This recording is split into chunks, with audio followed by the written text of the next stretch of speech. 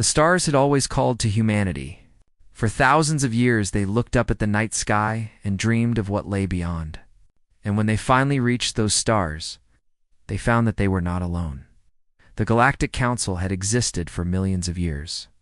12 ancient species ruled over thousands of worlds, keeping order across the galaxy. They had seen civilizations rise and fall.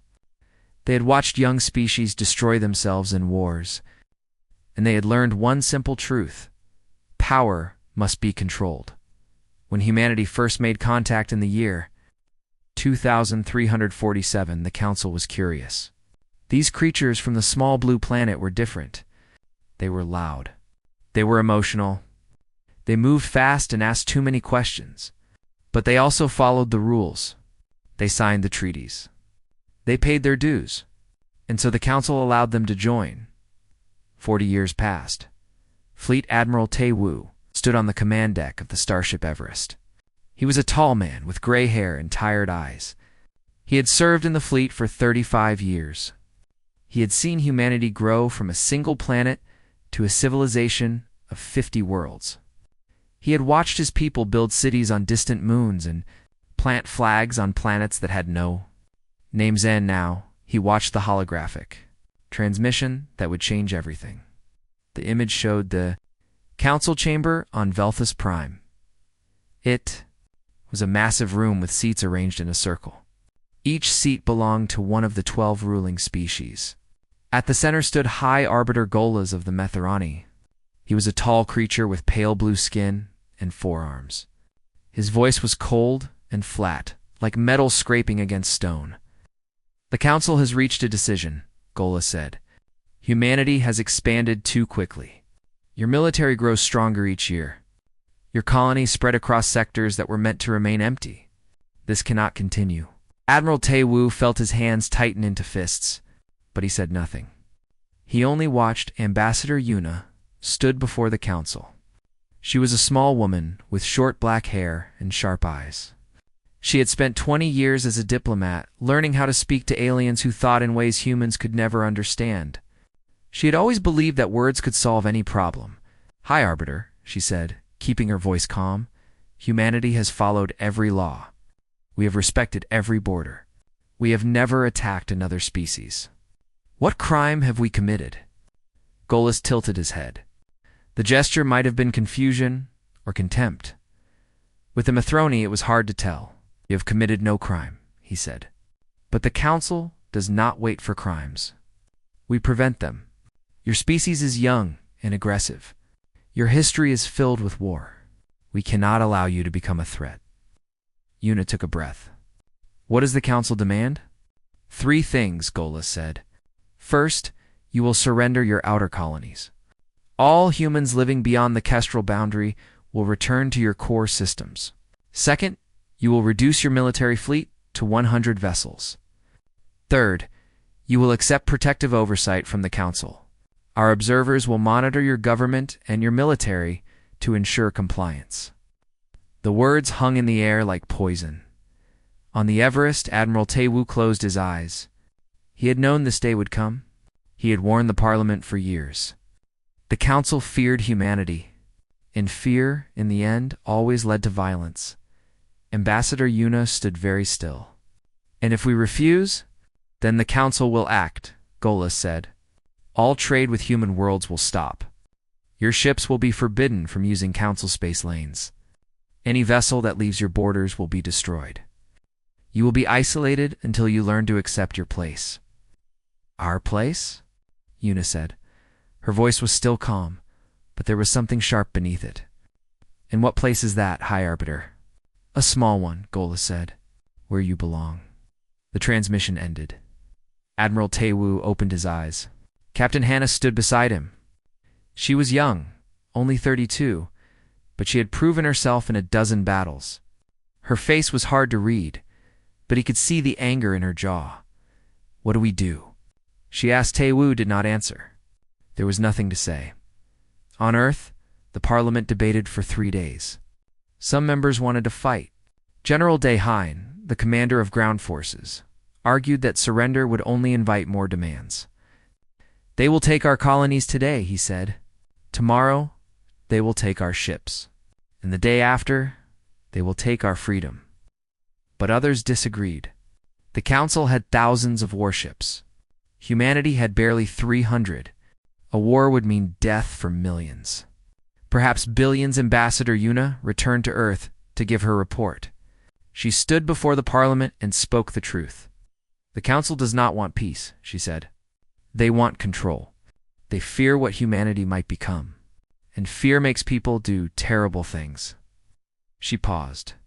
But I do not believe war is the answer. Not yet. If we fight now, we will lose. We need time. Time to grow. Time to prepare. The Parliament voted. The result was not close. Humanity would comply with the Council's demands. The outer colonies would be evacuated. The fleet would be reduced. The observers would be welcomed.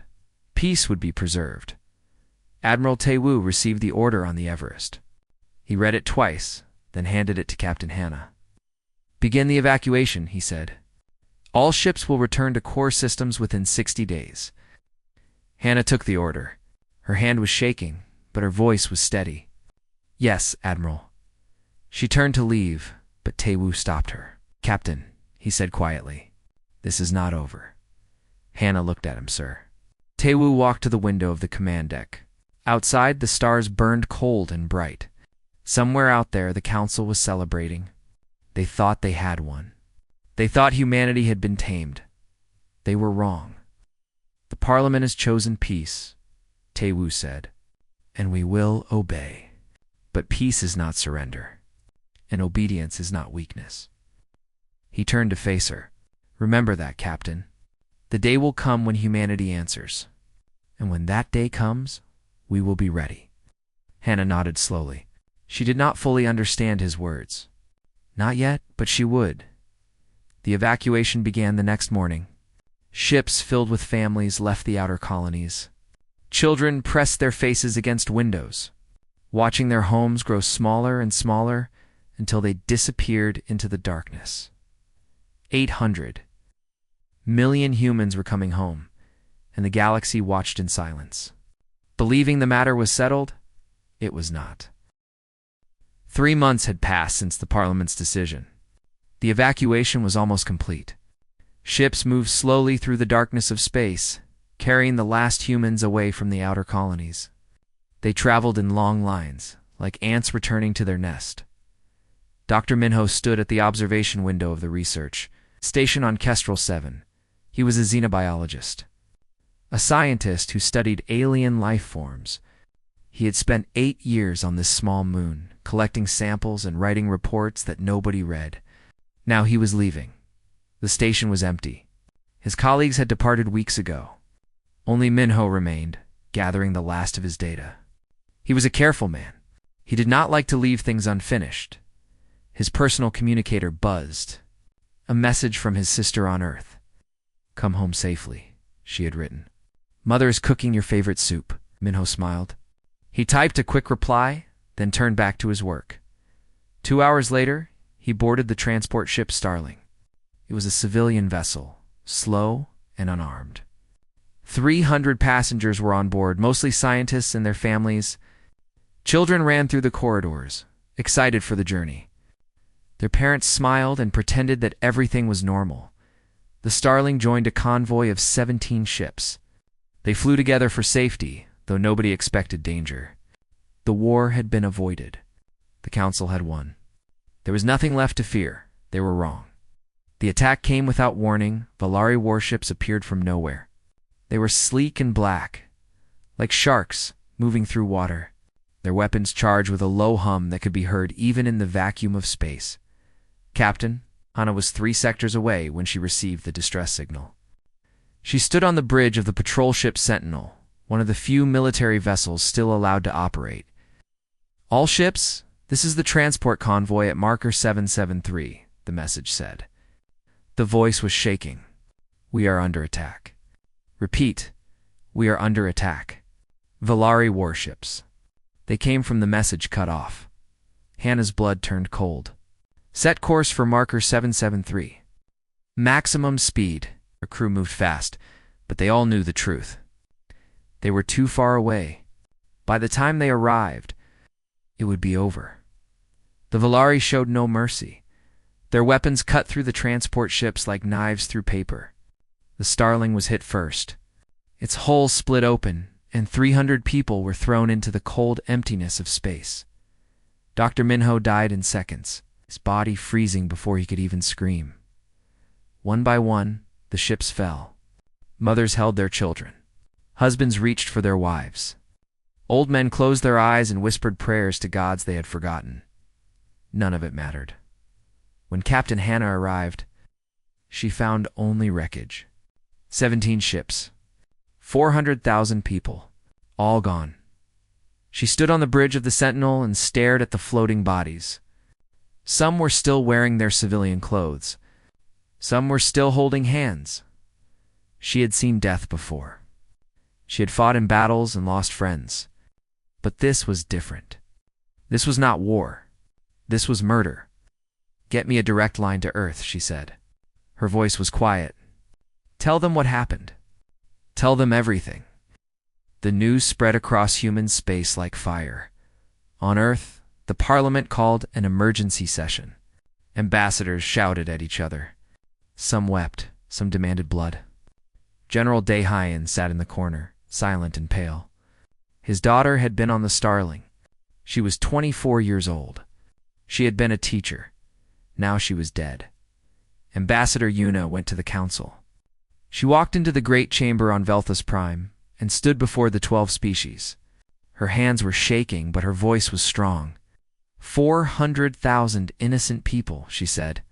Civilians, children, murdered without warning. The Valari attacked a convoy that posed no threat. They killed people who had no weapons, no military training, no way to defend themselves. She paused. "We demand justice." High Arbiter Golis listened with his cold, empty eyes. "The Valari Dominion is a sovereign member of the Council," he said. "We cannot interfere in their internal matters." "Internal matters," Yuna said. "They attacked our ships in open space." "The Valari claim that your vessels entered their territory without permission," Golis said. "They acted in self-defense." "That is a lie," Yuna shouted. "And you know it." The chamber fell silent. No one had ever shouted at the High Arbiter before. Golis rose from his seat. His forearms spread wide, like a spider preparing to strike. "Ambassador," he said slowly, "humanity is new to this galaxy. You do not understand how things work. The Valari are our allies. They have been our allies for 3 million years. You have been part of this council for 40 years. He leaned forward. "Who do you think we will believe?" Yuna stared at him, and in that moment she understood. The council did not care about justice. They did not care about human lives. They had used the Valari as a weapon. They had let the attack happen. Perhaps they had even planned it. Humanity was not a member of the council. They were a prisoner, and this was their punishment for growing too strong. She left the chamber without another word. On Earth, General Daehyun walked into the Parliament building. The other members looked at him with pity. They knew about his daughter. He did not want their pity. He walked to the center of the room, stood before the entire government. His uniform was wrinkled. His eyes were red. But his voice was steady. "I spent 30 years serving this nation," he said. "I followed orders. I kept the peace. I believed that if we were good, if we were patient, the galaxy would treat us fairly." He shook his head. "I was wrong." He looked around the room, meeting each person's eyes. "They killed 400,000 of our people. They killed my daughter. And the council did nothing. They will do nothing. Because to them, we are not people. We are insects. Pests to be controlled." He stepped forward. "I am done following orders. I am done keeping peace with those who see us as animals. I am done watching our people die while we wait for justice that will never come." He stopped in front of the Prime Minister. "Give me the order," he said. "Let me do what should have been done years ago. Let me show them what humanity becomes when you take everything from us." The Prime Minister looked at him for a long moment, then she nodded, across human space. In hidden places that no one knew about, lights began to turn on. Engines began to hum. Ships that had been sleeping for 20 years began to wake. The council thought humanity was broken. They thought the attack had finished the job. They thought there would be no response, no consequence, no price to pay. They had never been more wrong. The Shadow Fleet was rising, and humanity's answer was coming. Deep in the asteroid belt of the Sigma system, something was happening that the galaxy had never seen before. Admiral Taewoo stood on the command platform of a ship that did not officially exist. The vessel was called the Revenant, and it was the flagship of a fleet that no one believed was real. For 20 years, humanity had been building in secret. While the Council watched their public shipyards and counted their visible weapons, humans had been working in the shadows. The Shadow Fleet. 300 warships, hidden in asteroid fields, buried under moons, scattered across 100 locations that no alien had ever discovered. Each ship was built with technologies that humans had never shared with the Council. Each one was designed for a single purpose: survival. Captain Hannah arrived at the Sigma base 3 days after the massacre. She had expected to find a small group of old ships, maybe 50 at most. Instead, she found an army. "How long has this been here?" she asked Admiral Taewoo. 22 years, he said. "Since before we joined the Council." "But why?" "We were at peace." Taewoo turned to face her. His eyes were tired but determined. "Because I knew this day would come." The Council never wanted peace. They wanted control. And when you cannot control something, you destroy it. He looked out at the fleet. "I hoped I was wrong. I prayed I would never need these ships. But hope is not a strategy." Over the next week, the fleet assembled. Ships came from every corner of human space. Their crews were volunteers, men and women who had lost family in the massacre or who simply refused to accept defeat. They came knowing they might never return home. But the ships were not. Humanity's greatest weapon, Dr. Sujin, was a quantum physicist who had spent 15 years working on a project that everyone thought was impossible. She was a small woman with messy hair and thick glasses. She rarely slept. She often forgot to eat. And she had just changed the rules of interstellar travel. The Cascade Drive. Every species in the galaxy used jump gates to travel between stars. These gates were ancient technology, built millions of years ago by civilizations long dead. They were slow and limited. A journey across the galaxy could take weeks or months. The Cascade Drive needed no gates. It could tear holes in space itself, allowing a ship to appear anywhere instantly. What took the Council's fastest vessels a month could be done in seconds. Dr. Sujin presented her invention to Admiral Taewoo. "In a small laboratory on the Revenant, I finished the final calibrations this morning," she said, pushing her glasses up her nose. "We can install the drive on any ship in the fleet. Travel time across the galaxy will be reduced to approximately 3 seconds. Taewoo stared at her. 3 seconds. "Give or take a millisecond," Sujin said. "The math is quite complicated, but," Dr. Taewoo said, holding up his hand, "I don't need to understand the math. I just need to know if it works." Sujin smiled. "It works. I tested it on a probe last night. Sent it to the edge of Council space and back. The probe was confused, but it survived." Taewoo felt something he had not felt in months. Hope. Within 2 weeks, every ship in the Shadow Fleet had been fitted with a Cascade Drive. The crews trained constantly, learning how to fight as a single unit. They practiced attack formations and defensive maneuvers. They studied the weaknesses of Volari warships, and they waited on Earth. General Daehan coordinated with the Shadow Fleet through encrypted channels. The public believed that humanity was still powerless. The Council believed that their victory was complete. Only a small group of leaders knew the truth. The moment came on a quiet Tuesday morning. Admiral Taewoo stood on the bridge of the Revenant. Captain Hannah was beside him, along with the commanders of every ship in the fleet. They appeared as holograms, their faces serious and calm. "The target is Velari Prime," Taewoo said. their homeworld. The planet where the order was given to murder our people. The commanders listened in silence. "We are not going there to conquer," Taewoo continued. "We are not going there to commit genocide. We are going there to deliver a message. The Volari will learn that actions have consequences. They will learn that humanity does not forgive. And they will learn that the galaxy's rules have changed." He looked at each face, one by one. "Many of you lost someone in the massacre. I know your pain. I share it. But today is not about revenge. Today is about justice. We will destroy their military. We will cripple their ability to hurt us ever again. But we will not touch their civilians. We will not become what they are." Captain Hannah stepped forward. "Admiral, the fleet is ready. All ships report green." Taewoo nodded. He took a deep breath. "Activate cascade drives." Across the Shadow Fleet, 300 ships began to glow with blue light. The cascade drives hummed with power. Space itself began to bend and twist around the vessels, and then they were gone. On Volari Prime, it was a peaceful morning.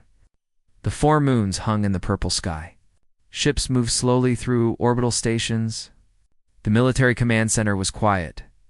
No one expected trouble. No one even imagined it. Then the sky split open. 300 human warships appeared in orbit. They materialized from nowhere, filling the space around the planet like a swarm of angry bees. The Volari had no time to react, no time to call for help, no time to do anything but stare in horror. Admiral Taewoo opened a channel to every frequency on the planet. His voice echoed across cities and military bases, heard by billions of Volari citizens. "People of Volari Prime," he said, "3 months ago, your government ordered the murder of 400,000 innocent humans. They were civilians.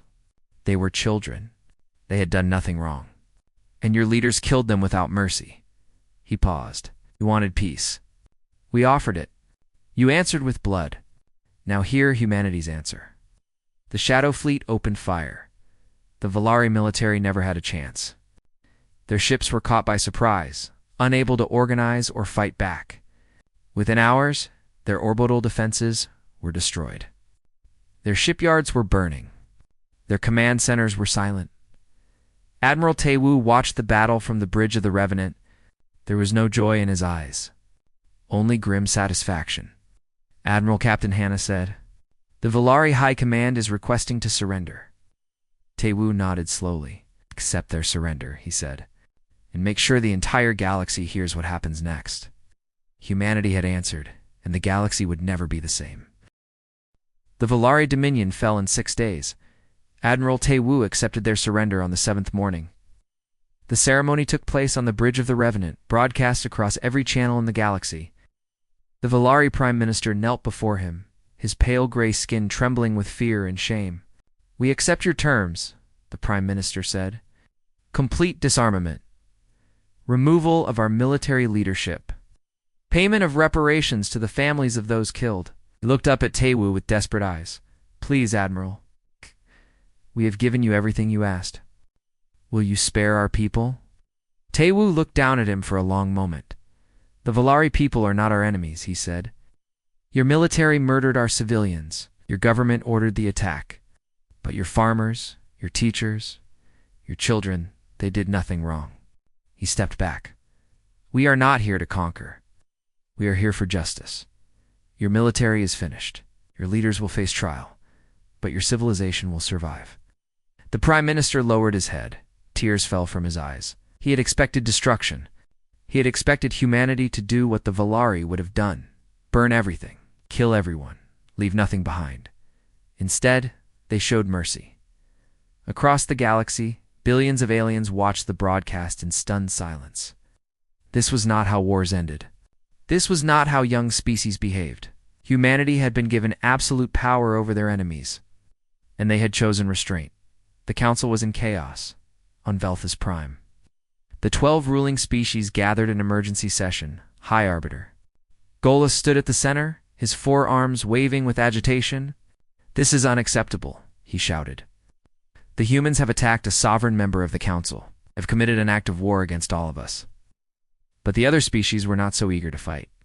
The Valari murdered 400,000. Civilians, said the representative from the Tyranny Federation. The humans responded to an attack. This was retaliation, not aggression. Does that matter? Golas demanded. They have proven they are dangerous. They must be stopped before what? Another voice interrupted. It was Ambassador Yuna, walking into the chamber uninvited. Before we defend ourselves again? Before we refuse to die quietly? The chamber fell silent. No human had ever spoken to the council this way.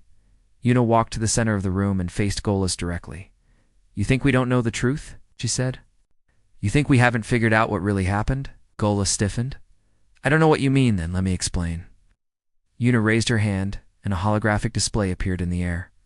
It showed documents, communications, and recordings, thousands of pieces of evidence gathered over the past months. Commander Gino leads our intelligence division, Yuna said. For the past 2 months, he has been investigating the massacre, and he found something very interesting. The display showed a series of encrypted messages between the Valari government and 3 other council species, the Methrani, the Korvan, and the Solari. The messages were clear. The attack on the human convoy had been planned in advance. It was not an accident. It was not self-defense. It was a coordinated assassination attempt. You ordered the massacre, Yuna said, looking directly at Golas.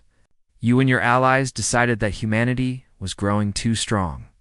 You thought that if you killed enough of us, we would break. You would weaken us, and then you would finish the job. Golas said nothing. His face was frozen. But you made one mistake, Yuna continued. You assumed we were like you. You assumed that we would accept defeat. You assumed that we would crawl away and die. She stepped closer to him. We are not like you. When you push humans, we push back. When you hurt us, we fight. Try to destroy us. We become something you cannot imagine. The chamber erupted in chaos. Species turned on species.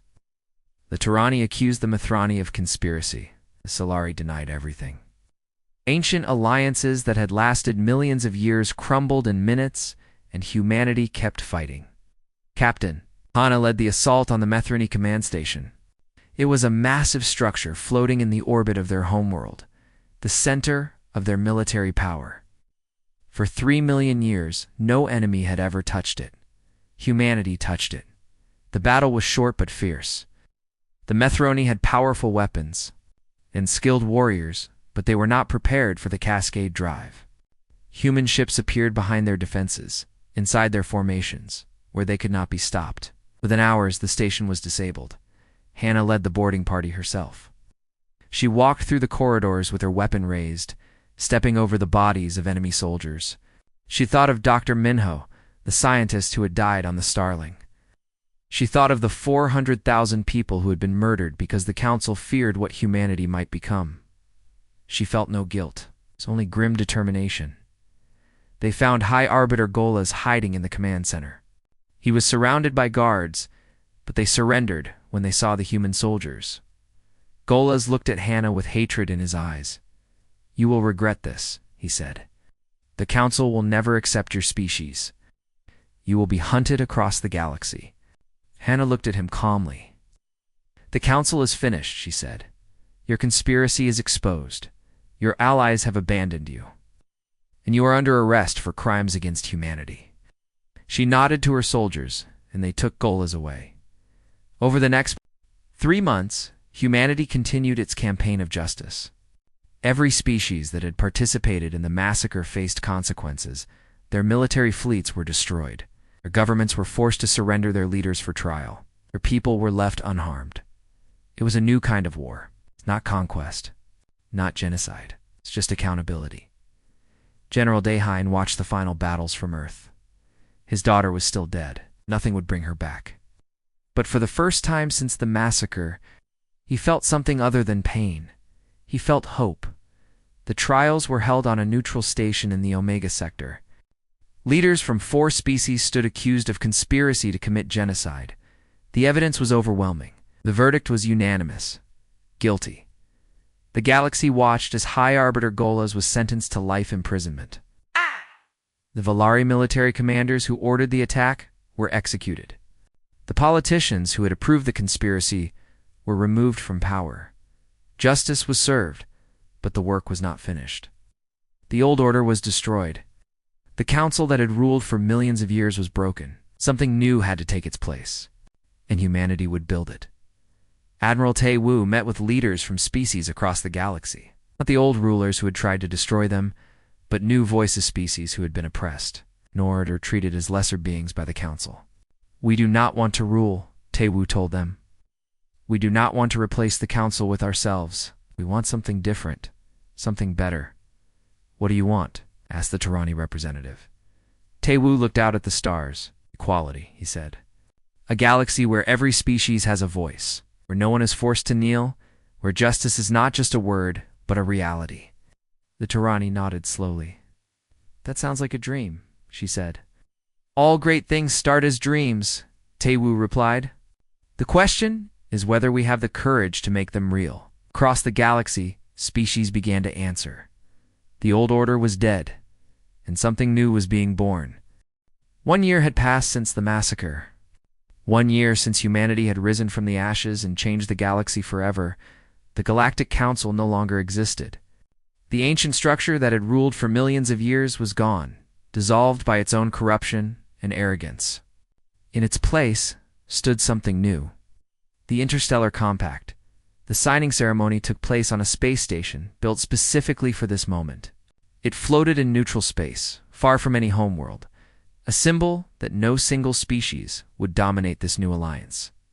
Representatives from 47 civilizations gathered in the Great Hall.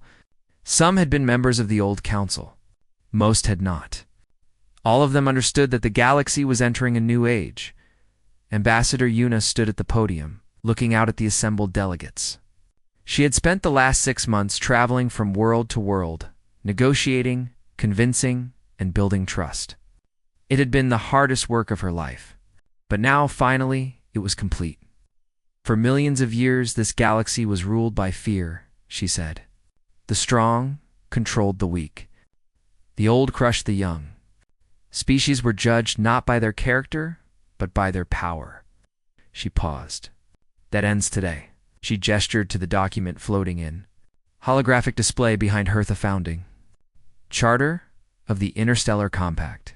This alliance is built on different principles: equality, transparency, mutual defense. No species will be forced to surrender its sovereignty.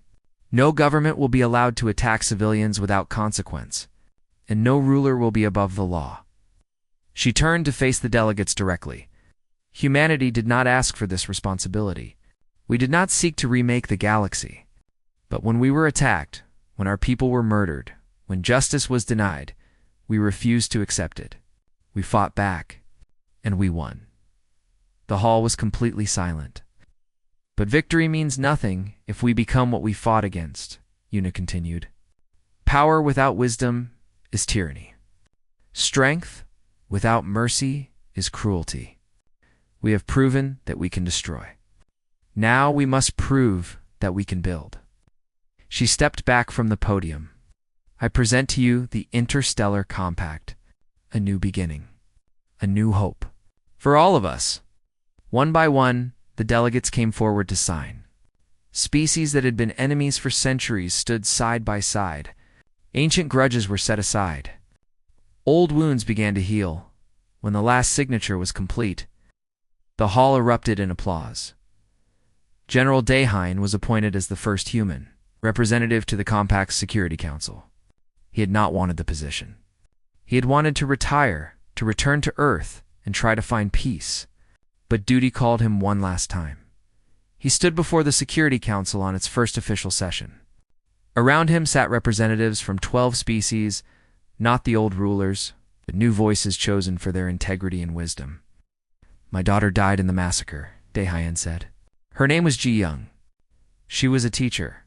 She loved children. She believed that education could change the world." His voice was steady, but there was pain beneath it. "I could have spent the rest of my life seeking revenge. I could have tried to hurt as many of our enemies as possible. But that would not bring Ji Young back, and it would not honor her memory." He looked around the table. She believed in building, not destroying. She believed that people could change. She believed in hope. He nodded slowly. So that is what I will do. I will spend whatever time I have left building something worth believing in. Something she would be proud of. The council members bowed their heads in respect. Dr. Sujin received the galaxy's highest scientific honor for her invention of the Cascade Drive. But instead of keeping the technology for humanity alone, she proposed something that shocked everyone. The Cascade Drive should be shared, she said at the award ceremony. Every species in the compact should have access to it. Not for free, we will license it fairly. But no one should be excluded. Critics argued that she was giving away humanity's greatest advantage. Sujin disagreed. Power hoarded is power wasted, she said. We could keep this technology and use it to dominate the galaxy. But what would that make us? Just another version of the council. Another group of rulers who think they know best. She shook her head. Humanity is better than that. We should prove it. Within 6 months, Cascade drives were being installed on ships across the compact. Trade routes that had taken weeks now took hours. Species that had been isolated for millennia could now visit each other freely. The galaxy became smaller, more connected. More united. Admiral Tae-woo retired to a small house on the coast of Korea. He had spent 40 years in space, fighting battles and carrying burdens that few could understand. Now he wanted nothing more than to watch the waves and feel the sun on his face. Captain Hannah visited him one morning. 6 months after the compact was signed. You should have taken a position in the government, she said. You deserve it more than anyone. Tae-woo smiled and shook his head. I have had enough of power, he said. Let younger people shape the future. I just want to rest. Hannah sat beside him on the porch, watching the ocean. Do you think it will last? She asked. The compact, I mean, peace. Tae-woo was quiet for a long moment. Forever, he said finally. There will be challenges, conflicts, maybe even wars. But we have built something real. Something based on trust and justice, not fear and control. He looked at her.